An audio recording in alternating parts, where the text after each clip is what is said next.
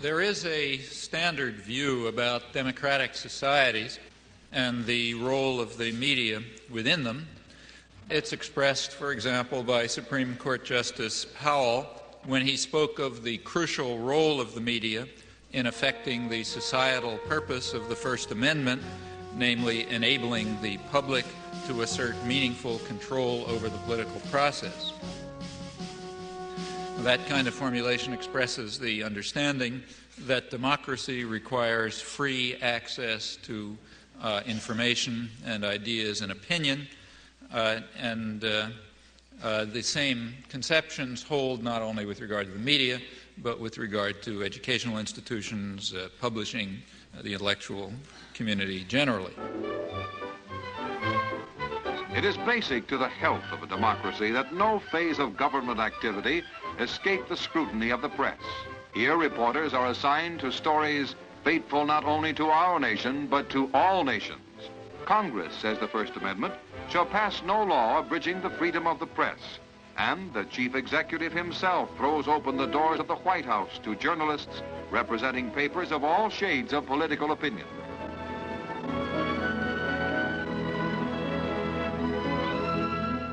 But it is worth bearing in mind that there is a contrary view.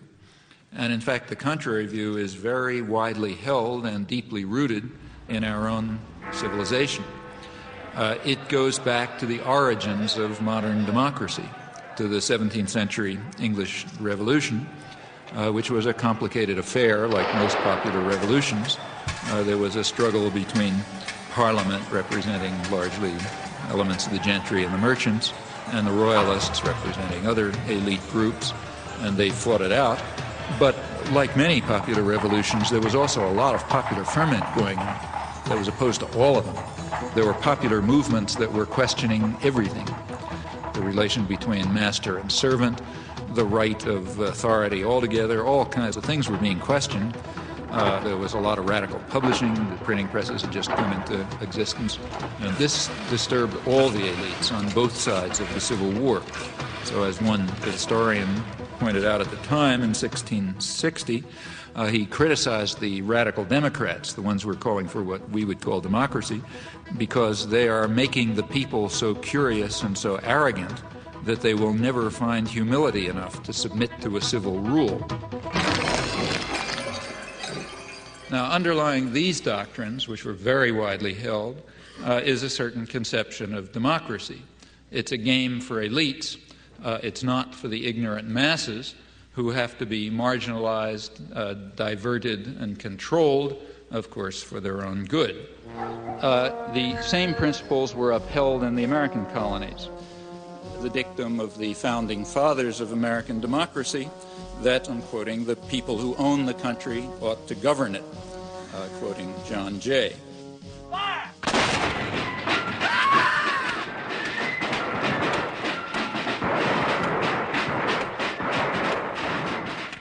Now, in modern times, for elites, this contrary view about the intellectual life and the media and so on, this contrary view, in fact, is the standard one, I think, apart from rhetorical flourishes.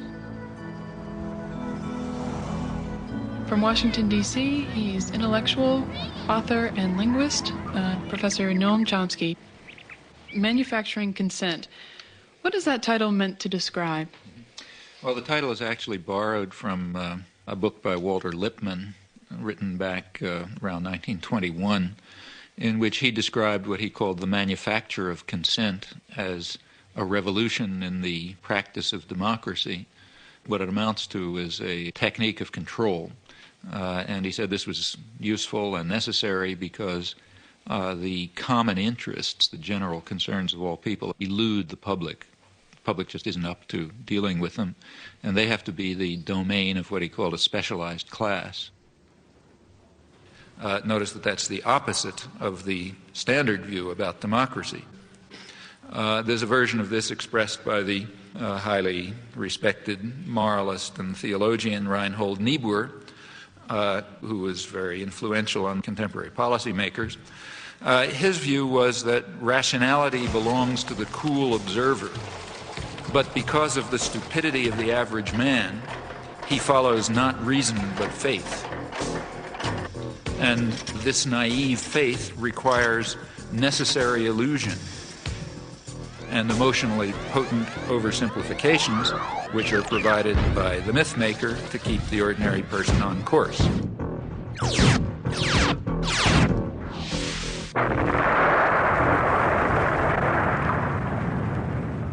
It's not the case, as the naive might think, that indoctrination is inconsistent with democracy. Rather, as this whole line of thinkers observes, it's the essence of democracy.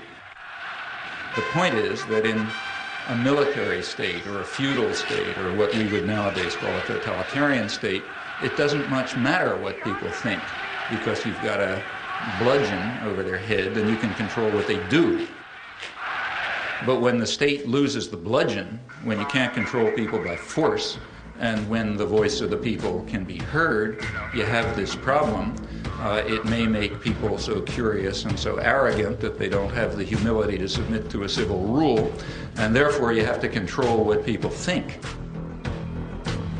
And the standard way to do this is the resort to what in more honest days used to be called propaganda, manufacture of consent, creation of necessary illusions, various ways of either marginalizing the general public or reducing them to apathy in some fashion. You write in Manufacturing Consent that it's the primary function of the mass media in the United States to mobilize public support for the special interests that dominate the government and the private sector. What are those interests? Well, if you want to understand the way any society works, ours or any other, the first place to look is who's in a position to make the decisions that determine the way the society functions. Societies differ, but in ours, the major decisions over what happens in the society, decisions over investment and production and distribution and so on, are in the hands of a relatively concentrated network of major corporations and conglomerates and investment firms and so on. They are also the ones who staff the major executive positions in the government, and they're the ones who own the media, and they're the ones who have to be in a position to make the decisions. They have an overwhelmingly dominant role in the way life happens, what's done in the society.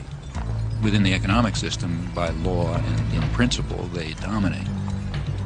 The control of our resources and the need to satisfy their interests imposes very sharp constraints on the political system and the ideological system.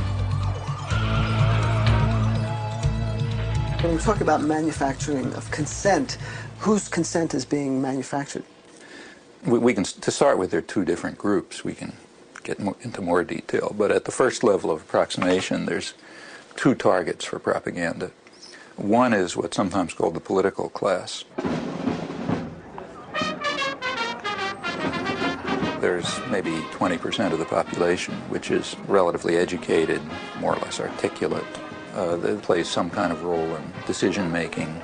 They're supposed to sort of participate in social life, either as managers or cultural managers, like, say, teachers and writers and so on. They're supposed to vote. They're supposed to play some role in the way economic and political and cultural life goes on. Now, their consent is crucial. It's one group that has to be deeply indoctrinated. Then there's maybe 80% of the population whose main function is to follow orders and not to think, and not to pay attention to anything. And they're the ones who usually pay the costs. All right. Professor Chomsky, you outlined a model with filters that propaganda is sent through on its way to the public. Can you briefly outline those? It's basically an institutional analysis of the major media, what we call a propaganda model. We're talking primarily about the national media, those media that sort of set a general agenda that others more or less adhere to the extent that they even pay much attention to national or international affairs. Now, the elite media are the sort of the agenda-setting media. That means the New York Times, the Washington Post, the major television channels, and so on. They set the general framework. Local media more or less adapt to their structure. World News. begins a soundbite that says that there's a beachhead. I think 628 is a good one. Yeah, but I think 6 is a good start. This is the operative soundbite for us. He's ours. He really knows how to time this. He's got a minute for all the time, so that's... I love this soundbite. Okay, well, And they do this in all sorts of ways, by selection of topics, by distribution of concerns, by emphasis and framing of issues, by filtering of information, by bounding of debate within certain limits. 2.5 minutes to air. 45 seconds.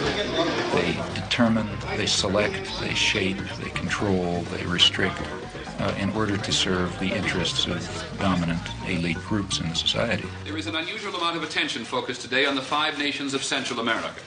this is Democracy's Diary.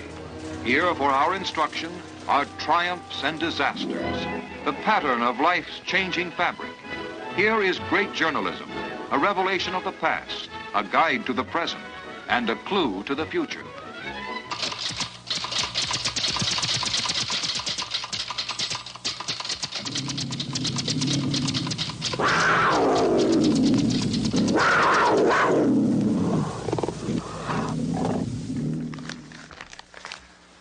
The New York Times is certainly the most important newspaper in the United States, and one could argue the most important newspaper in the world. The New York Times plays an enormous role in shaping the perception of the current world on the part of the politically active, educated classes. Also, the New York Times has a special role, and I believe its editors probably feel that they bear a heavy burden in the sense that the New York Times creates history. What happened years ago may have a bearing on what happens tomorrow. Millions of clippings are preserved in the Times library, all indexed for instant use, a priceless archive of events and the men who make them. That is, history is what appears in the New York Times archives. The place where people will go to find out what happened is the New York Times. Therefore, it's extremely important, if history is going to be shaped in an appropriate way, that certain things appear, certain things not appear, certain questions be asked, other questions be ignored, and that issues be framed in a particular fashion. Now, in whose interests is the history being so shaped? Well, I think that's not very difficult to answer. The process by which people make up their minds on this is a much more mysterious process than you would ever guess from reading Manufacturing Consent. There is a saying about legislation that legislation is like making sausage, that the less you know about how it's done, the better for your appetite. The same is true of this business. If you're in a conference in which decisions are being made on what to put on page 1 or whatnot, you would get, I think, the impression that important decisions were being made in a flippant and frivolous way. But in fact, given the pressures of time to trying to get things out, you resort to a kind of a shorthand. And you have to fill that paper up every day. It's curious in a kind of a mirror image way that Professor Chomsky is in total accord with Reed Irvine, who at the right-wing end of the spectrum says exactly what Chomsky does about the insinuating influence of the press, of the big media, as, quote, agenda setters, to use one of the great buzzwords of the time. And, of course, Reed Irvine sees this as a left-wing conspiracy of foisting liberal ideas in both domestic and foreign affairs on the American people. But in both cases, I think that the premise really is an insult to the intelligence of the people who consume news. Now, to eliminate confusion, all of this has nothing to do with liberal or conservative bias. According to the propaganda model, both liberal and conservative wings of the media, whatever those terms are supposed to mean, fall within the same framework of assumptions. In fact, if the system functions well, it ought to have a liberal bias, or at least appear to, because if it appears to have a liberal bias, that will serve to bound thought even more effectively. In other words, if the press is indeed adversarial and liberal and all these bad things, then how can I go beyond it? They're already so extreme in their opposition to power that to go beyond it would be to take off from the planet. So therefore, it must be that the presuppositions that are accepted in the liberal media are sacrosanct, can't go beyond them. And a well-functioning system would in fact have a bias of that kind. The media would then serve to say, in effect, thus far and no further.